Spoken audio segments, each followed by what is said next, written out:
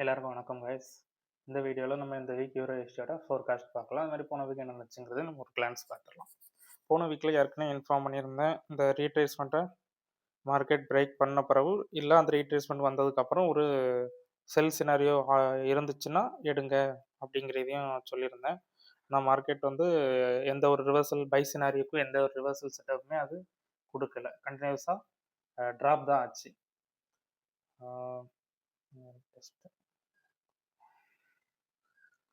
Four hours ஐடியம் வந்து நம்மளுக்கு இங்கே ஷிஃப்ட் ஆகும். ஆனால் இதில் இன்னொரு விஷயம், போன இதில் வந்து இந்த ரீட்ரேஸ்மெண்ட்டாக அவங்க வந்து ஃபோர் ஹவர்ஸ் கேண்டில் பிரேக் பண்ணிட்டாங்க. நான் பெரும்பாலும் இந்த இம்பல்ஸுக்கு கண்டிப்பாக ஒரு கரெக்ஷன் ஃபேஸ் போகும் அப்படிங்கிறதுல எதிர்பார்த்தேன். ஃபோர் ஹவர்ஸ் ஐடியம் பிரேக் பண்ணதுக்கப்புறம் இந்த இம்பல்ஸுக்கு ஒரு கரெக்ஷன் ஃபேஸ் போகும்னு எதிர்பார்த்தேன். ஆனால் இது வரைக்கும் இன்னும் போகல. மேபி மண்டே போகிறதுக்கு சான்சஸ் கம்மி. ஏன்னா எதுக்கு மண்டே போக சான்சஸ் கம்மினா இதில் ஏஎம்டி மெத்தடு கொடுத்துட்டாங்க. அரவுண்ட் இந்த இது ஃப்ரைடே ஃபுல்லாகவே அவங்க ஏஎம்டி மெத்தடு கொடுத்துட்டாங்க.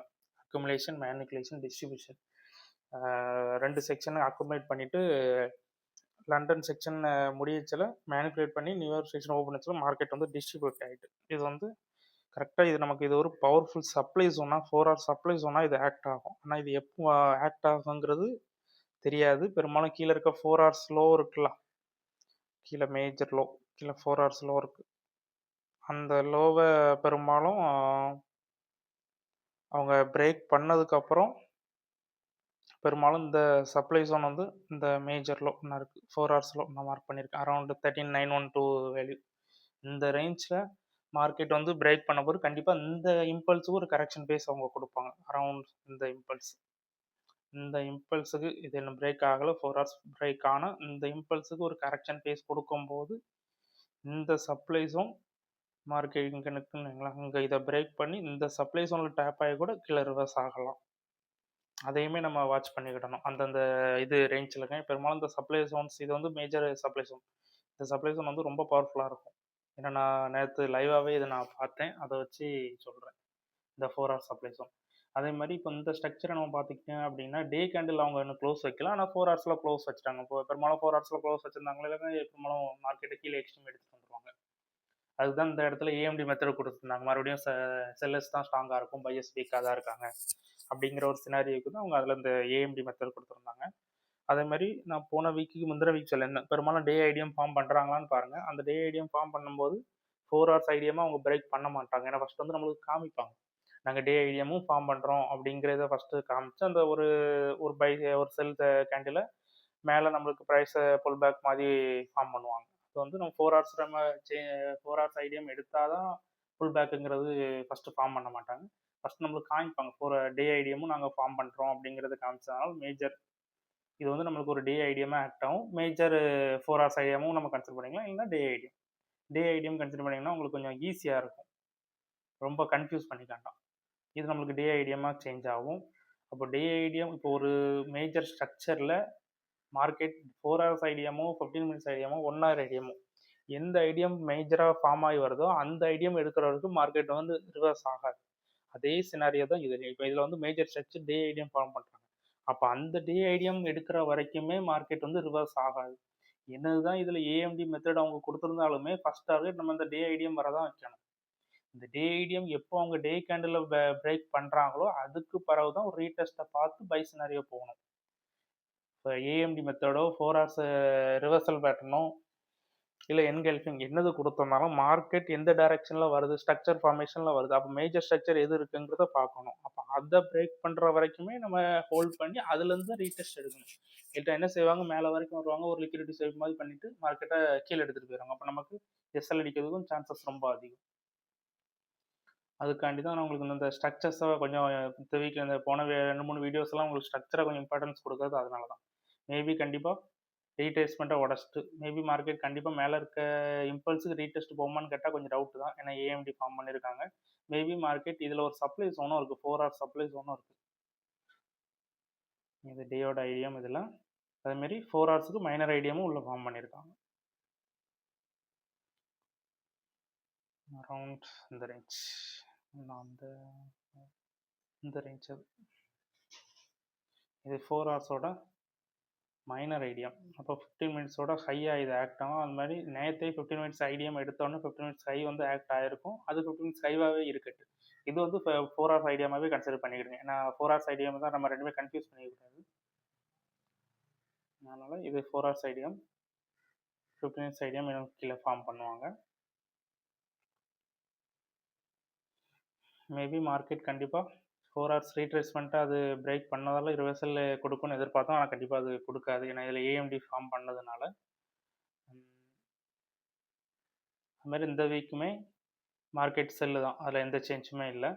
அதேமாரி அந்த செல்லு மேஜராக நம்ம அடுத்த டார்கெட் எது வரை பார்க்கலாம் அப்படின்னா, அடுத்த டார்கெட்டுங்கிறத எந்த இடத்து வரை நம்ம வாட்ச் பண்ணலாம் அப்படிங்கிற ஒரு 2 பிஓஐஸ் இருக்குது.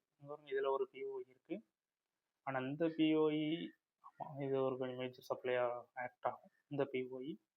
ஏன்னா இது ட்ரெண்டை டவுன் ட்ரெண்டாக இருந்தால் அப்படி மேலே இது பண்ணி விட்றாங்க, மேலே ஸ்விங் ஹையை க்ளோஸ் பண்ணதுனால பெரும்பாலும் இது ஒரு பிஓஐயாக ஆக்ட் ஆகும் அரௌண்ட் இந்த ரேஞ்ச். 4 ஹவர்ஸ் பிஓ இந்த இடத்துல மார்க்கெட் வரும்போது ஒரு ரிவர்சல் பேட்டர்ன் ஃபார்ம் ஆகுதா அப்படிங்கிறதையும் பார்த்து ட்ரேட் எடுங்க. பை ட்ரேட் எந்த ட்ரேட் எடுத்தாலும் அந்த ரிவர்சல் பேட்டர்ன் பார்க்கணும். ஸ்ட்ரக்சரில் வந்துச்சுன்னா ஸ்ட்ரக்சர் பிரேக் பார்க்கணும், ரேலியாக வந்துச்சுன்னா கேண்டில் பார்க்கணும். பெரும்பாலும் இதில் வந்து டே ஸ்ட்ரக்சர் ஃபார்ம் பண்ணியிருக்காங்க. அப்போ மேபி டே ஸ்ட்ரக்சர் பிரேக் பண்ணுற வரைக்குமே நம்மளுக்கு செல்லு தான். இதில் இப்போ என்ன வச்சுன்னா, இப்போ இதுலேயுமே 4 ஹவர்ஸ் ஸ்ட்ரக்சர் ஃபார்ம் பண்ணாங்க. மைனஸ் ஸ்ட்ரக்சர் 4 ஹவர்ஸ் ஃபார்ம் பண்ணுறாங்கன்னு வைக்கலாம். இந்த பிஓஐக்கு வருது மைனஸ் ஸ்ட்ரக்சர் 4 ஹவர்ஸ் ஸ்ட்ரக்சர் அவங்க ஃபார்ம் பண்ணுறாங்க அப்படின்னா, அந்த ஸ்ட்ரக்சரை பிரேக் பண்ணாலும் கூட நம்ம ஒரு ரீடெஸ்ட்டை பார்த்து எடுக்கிறோம். அப்போ அந்த டார்கெட் எது வரை வைக்கணும் அப்படின்னா, இந்த 4 ஹவர்ஸ் ஐடியம் வரை தான் நம்ம வைக்கணும். இல்லை அப்படின்னா இந்த 4 ஹவர்ஸ் ஐடியம் டு இந்த பாட்டத்தில் உள்ள ரீடெஸ்ட் ஏரியா, அதுதான் ஃபஸ்ட் டார்கெட்டு. ஏன்னா அதுதான் நம்ம கரெக்ட். ஏன்னா இந்த ரீடெஸ்ட் வர வருவாங்க, அப்புறம் ரெண்டு மறுபடியும் ரிவர்ஸ் பண்ணிட்டுருவாங்க. ஃபஸ்ட் டார்கெட் இந்த ரீடெஸ்ட் வர. ஃபஸ்ட்டு இந்த ரீடெஸ்ட்டில் பிரேக் பண்ணுறாங்க, ஸ்ட்ரக்சர் ஃபார்மேஷனில் போய் பிரேக் பண்ணுறாங்க அப்படின்னா, ரேலியாக போய் கேண்டில் கன்ட்ரிபியூஷன் கொடுத்தாங்கன்னா நம்ம அதுலேருந்து செல் எடுத்துடலாம். இல்லை அப்படின்னா இதையும் பிரேக் பண்ணுறாங்க அப்படின்னா இந்த 4 ஹவர்ஸ் ஐடியம் ஏஜ் வரை நம்ம டார்கெட் வச்சுக்கலாம். ஆனால் இந்த இடத்துலையுமே பெரும்பாலும் பிரேக் பண்ணுறதுக்கு ரொம்ப கஷ்டம். ஏன்னா மார்க்கெட் வந்து டே ஸ்ட்ரக்சரில் ஃபார்மேஷன் ஆகுது. அதுமாரி டேயோட இதுக்கு வந்து 80% அது கீழே வந்துருச்சு. அப்போ மேபி கண்டிப்பாக இன்னும் 20% கீழே எக்ஸ்ட்ரீம் வரதுக்கும் சான்சஸ் இருக்குது. பெரும்பாலும் இந்த கவுண்டர் ட்ரேட் இது. பெரும்பாலும் நீங்கள் இதை எடுக்க அவாய்ட் பண்ணீங்க அப்படின்னா நல்லது. அப்படின்னா இதில் வந்து செல்லுக்கு உள்ள ஆப்ஷன் பாருங்கள். ஏன்னா போன வீக்கே நான் சொல்லியிருந்தேன், மார்க்கெட் இந்த இம்பல்ஸுக்கு ரீகரெக்ஷன் மேலே கொடுத்து வந்திருந்தா கூட நீங்கள் பைக்கு பார்க்காதுங்க, செல்லுக்கு பாருங்கள்.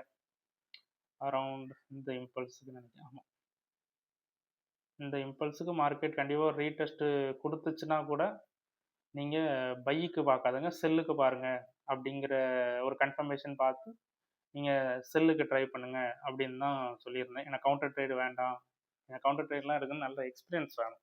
கிட்டத்தட்ட சொன்னால் எனக்கே நல்ல எக்ஸ்பீரியன்ஸ், எனக்கே எக்ஸ்பீரியன்ஸே இருக்காது. அதனால் ஒரு நாள் நான்லாம் கவுண்டர் ட்ரேட் போக மாட்டேன். ட்ரெண்டுக்கு அகைன்ஸ்டாக நம்ம என்றைக்கு போகணுமோ அன்றைக்கி தான் நமக்கு எஸ்எல் நல்லா வாரிக்கிட்டு போகும். மற்ற நாள்லாம் நான் கரெக்டாக தான் போவோம். என்றைக்கு கவுண்டர் ட்ரேட் வருமோ அன்றைக்கி தான் எஸ்எல் அடிப்போம். அதுக்கு காரணம் நம்ம அது என்ன அந்த மார்க்கெட் வந்து ப்ரெடிக்ட் பண்ணலை. கரெக்டாக இந்த டைரக்ஷனில் இது வரைக்கும் தான் போகும் அப்படிங்கிறது ப்ரெடிக்ட் பண்ணாத காரணத்தால தான் நம்ம கவுண்டர் ட்ரேட் வேண்டாம், கொஞ்சம் கன்ஃபர்மேஷன் பார்த்து ட்ரேட் எடுத்துக்கலாம். அதுமாரி நிறைய யூடியூப்ஸில் பார்த்தேன், எல்லாருமே ஒரு ஒரு வீடியோஸை ஒரு ஒரு பேட்டர்ன்ஸில் போடுறாங்க அவங்களோட தியரிட்டிக்கல் அனலைசிஸ் வச்சு. இது என்னோட அனலைசிஸ் வச்சு நம்ம பண்ணுறது. நான் பெரும்பாலும் எல்லாமே கொஞ்சம் ஹையஸ்ட் டைம் ஃப்ரேமை வச்சு தான் போடுவேன். ஏன்னா லோவர் டைம் ஃப்ரேம் வந்து நமக்கு அதை பார்க்குறதுக்கு இன்னுமே எக்ஸ்பீரியன்ஸ் என்ன ஆகலை. அதனால் பெரும்பாலும் அவங்க வந்து ஃபுல்லாக ஸ்கேல்பிங் பண்ணுவாங்க. ஸ்கேல்பிங் அவங்க வந்து 1-2 பாயிண்ட்ஸில் வெளியே வந்துக்கிட்டே இருப்பாங்க. ஏன்னா அவங்களுக்கு வந்து மார்க்கெட் மேலே போதா கீழே போதாங்கிறது பிரச்சனை கிடையாது. 1-2 பாயிண்ட்டில் அவங்க வெளியே வந்து ப்ராஃபிட் பண்ணிக்கிட்டே இருப்பாங்க. அவங்க ஃபுல்லாகவே ஸ்கேல்பிங் பண்ணுவாங்க. இப்போ நமக்கு வந்து கொஞ்சம் ப்ராஃபிட் கொஞ்சம் அதிகமாக எடுக்கணும், ஒரு 1000 பிப்ஸ் 200 பிப்ஸ் நம்ம டார்கெட் வைக்கிறோம் அப்படின்னா இந்த கன்ஃபர்மேஷன் பார்த்து நம்ம ட்ரேட் எடுத்தோம்னா கண்டிப்பாக அது நம்மளுக்கு டார்கெட் அடிக்கும். அதில் எந்த சேஞ்சுமே இல்லை. இது நம்ம ரொம்ப லோ டைம் ஃப்ரேம் நம்ம போனேன் அரௌண்ட் 4 ஹவர்ஸ் ஐடியாமே கிட்டத்தட்ட 15 மினிட்ஸோட ஸ்ட்ரக்சர் தான். 4 ஹவர்ஸ் ஐடியா வந்து 15 மினிட்ஸோட ஹை. அந்த ஸ்ட்ரக்சரில் நம்ம ஓரளவுக்கு நல்லா மாஸ்டரிங் பண்ணாலே ட்ரேடிங்கில் நல்ல காசு பார்க்கலாம். இது நம்ம ரொம்ப லோ டைம் ஃப்ரேம் போனீங்க அப்படின்னா அதுக்கு இன்னும் கொஞ்சம் எக்ஸ்பீரியன்ஸ் இருந்துச்சு அப்படின்னா நீங்கள் ட்ரை பண்ணுங்கள். உங்களோட அனலிஸ்ட்டில் நீங்கள் ட்ரை பண்ணிக்கலாம். அதில் எந்த தப்பு இல்லை. நான் சொன்னதான் பண்ணணும்னு அப்படி கிடையாது. உங்களோட அனலிஸ்ட்டில் நீங்கள் பண்ணிக்கலாம். பண்ணிவிட்டு உங்களுக்கு கான்ஃபிடென்ட்டாக இந்த இடத்துல வந்து மார்க்கெட் ரிவர்ஸ் ஆகும், இல்லை இந்த இடத்துல வந்து பை ஆகும் செல் ஆகும்னு உங்களுக்கு தெரியும், கண்டிப்பாக நீங்கள் பண்ணலாம். ஆனால் கொஞ்சம் எக்ஸ்பீரியன்ஸ் பண்ணிங்கன்னா கொஞ்சம் நல்லாயிருக்கும். அதுமாதிரி பிகினர்ஸ் யாருமே லோ டைம் ஃப்ரேம் போகாதுங்க. பெரும்பாலும் 4 ஹவர்ஸ் ஐடியம், டே ஐடியம் இதெல்லாம் கொஞ்சம் ஹையர் டைம் ஃப்ரேமே வச்சு ஃபஸ்ட் ஒரு 1 இயர் 2 இயருக்கு பண்ணுங்கள். அதுக்கு பிறகு நீங்கள் ஸ்கேல்பிங் கூட பண்ணிக்கலாம், ஒன்றும் பிரச்சனை இல்லை. அதனால் இந்த பேட்டர்ன்ஸ் பார்த்தீங்க அப்படின்னா இந்த ரிவர்சல் பேட்டர்ன் பாருங்கள்.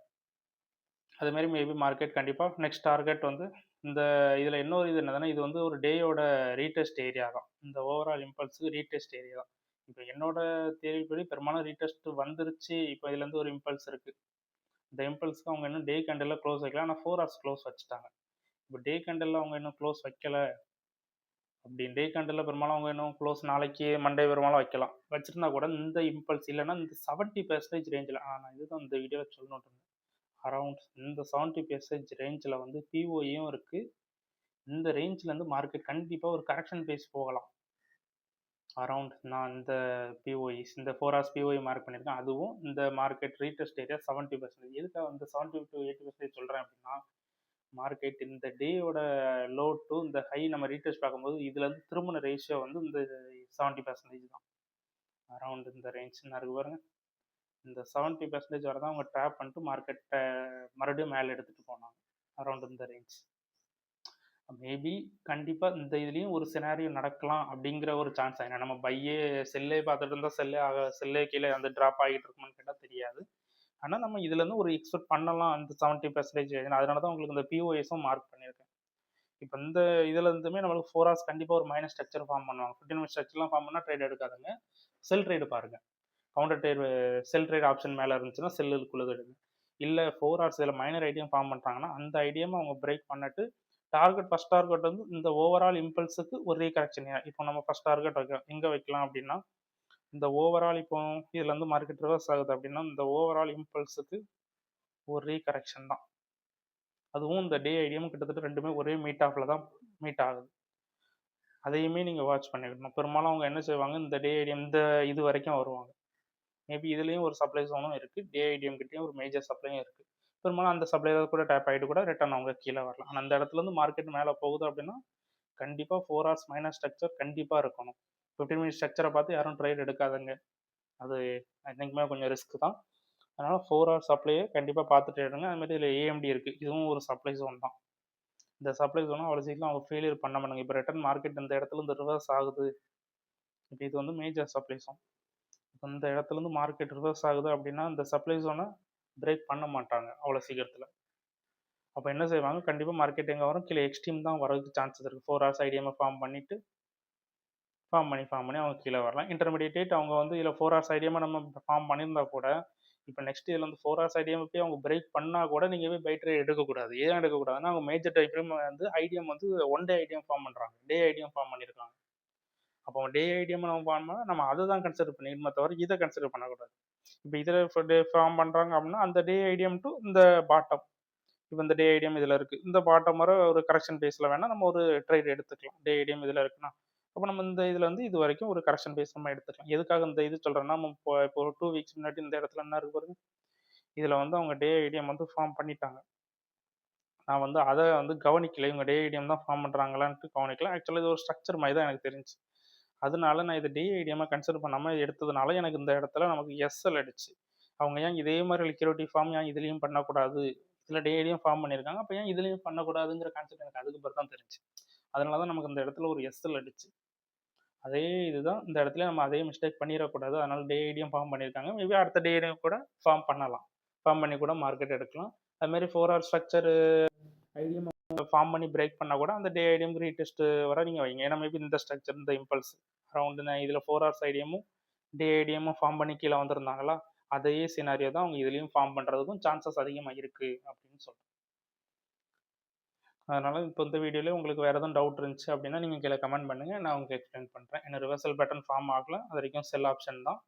அதுமாரி இந்த சப்ளை ஜோனை கொஞ்சம் பார்த்துக்கிடுங்க. பெரும்பாலும் இந்த 4 ஹவர்ஸில் லோவுக்கு வந்தப்பறம் இந்த சப்ளை ஜோன் மறுபடியும் கூட மார்க்கெட் டேப் ஆகலாம். கீழே வந்துட்டு கூட மேலே போய் டேப் ஆகிட்டு ரிட்டர்ன் கீழே வரலாம். கொஞ்சம் பார்த்து இந்த இடத்துல ஒரு ட்ரேட் எடுங்க. Thank you guys.